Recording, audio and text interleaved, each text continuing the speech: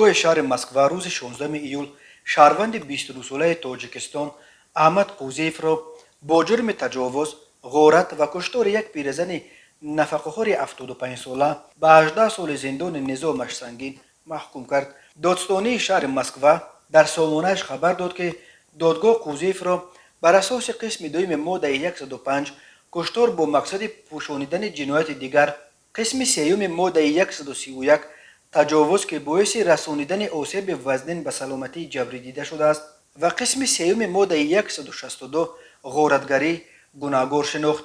دادگاه مسکو همچنین قرار کرد که قوزیف باید به خویش و تبار پیرزن کشته شده 700,000 روبل تاوان پرداخت کند. بر اساس مواد پرونده، احمد قوزیف روز 26 ژانویه سال 2020 با مقصد دزدی در کوچه از پس یک پیرزن 75 ساله پویده از قفای او تا منزلش در کوچه ارخیتکتور ولاسوف در حوزه جنوب و غربی مسکو رفته است. وقتی زن به خانه‌اش می درآمد، قوزیف از قفای وی زده در آمده است.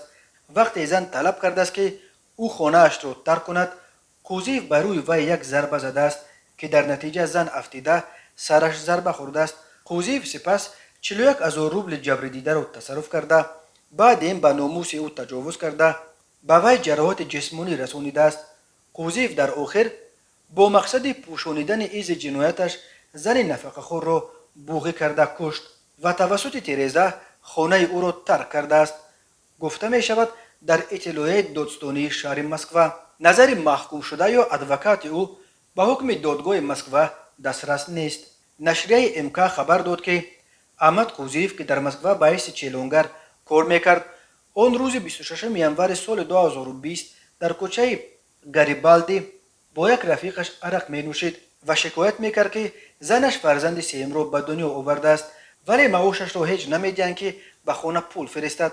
همین وقت او پیرزنی را دید است که با خلطه های پر از مغازه برمیگشت و در سرش شاید از تأثیر مستی فکر آمده است که میتواند این زن را غارت کند و پول به دست بیاورد.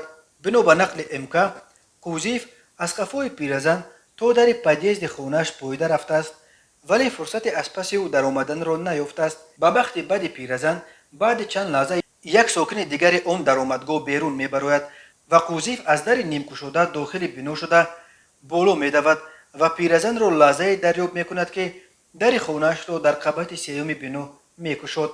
امکا می نویسد قوزیف پیرزن را تجاوز کرده کشت و 41,405 روبل او را که در بالای میز گذاشته شده بود به یغما برد ولی هنگام فرار از طریق تیریزه 24,000 روبل از پولهای دزدیده‌اش از کیسه او افتادند و غنیمت او همگی 17,000 روبل را تشکیل داد. قوزیف با این پول برای خودش و جورش لباس خریده اقرار کرده است که برای این پول یک پیرزن را کشته است. او را وقتی دستگیر کردند که میخواست از روسیه فرار کند. تا 1 ژانویه سال 2021 در محبس‌های روسیه قریب 7,000 شهروند تاجیکستان ادای حکم میکردند و بیش از 1200 نفر دیگر تحت تفتیشات در بازداشتگاه‌ها قرار داشتند.